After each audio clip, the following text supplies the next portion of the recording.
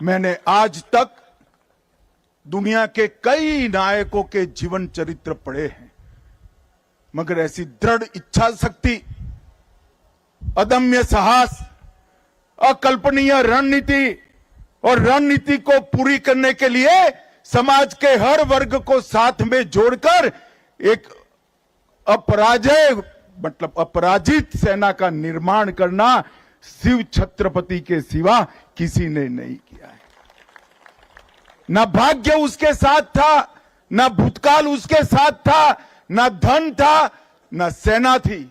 एक बच्चा अपने अदम्य साहस और संकल्प के साथ पूरे देश को स्वराज का मंत्र देकर गया और देखते देखते देखते 200 साल से चल रही मुगल शाही को चकनाचूर कर कर देश को स्वतंत्र कराने का काम किया।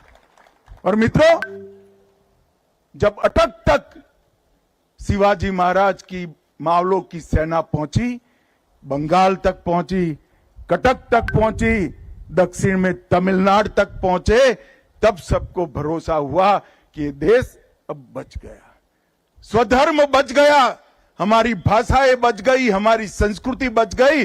और आज हम देश की आजादी के 75 साल के बाद दुनिया के सामने सर उठाकर खड़े हैं और हम संकल्प करते हैं कि 100 साल जब हो गए आजादी को, दुनिया में 1 नंबर पर हमारा भारत होगा। उसकी मूल कल्पना इस शिवराय ने रखी। जिजाऊ ने बाल शिवा में संस्कार भरे और शिवाजी ने वो संस्कार को एक वटवृक्ष बनाया।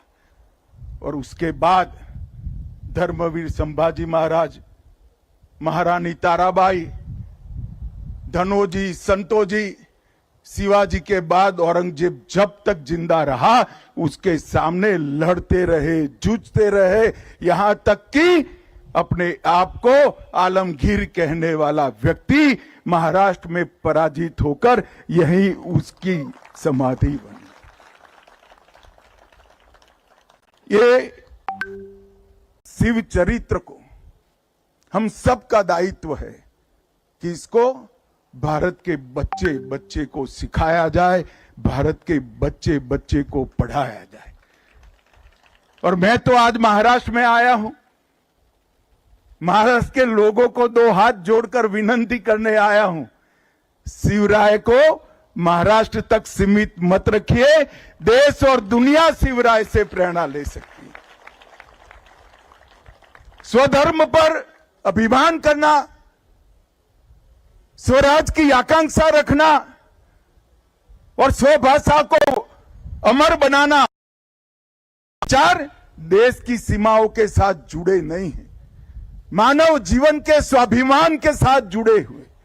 और मानव जीवन के स्वाभिमान के 3 मूल चरित्र को शिवाजी महाराज ने दुनिया और देश के सामने रखा और ऐसे कालखंड में रखा जब आक्रांताओं ने हमें रौंद दिया था, तोड़ दिया था, परास्त कर दिया था, पराजित कर दिया था, गुलामी की मानसिकता का सृजन हो चुका।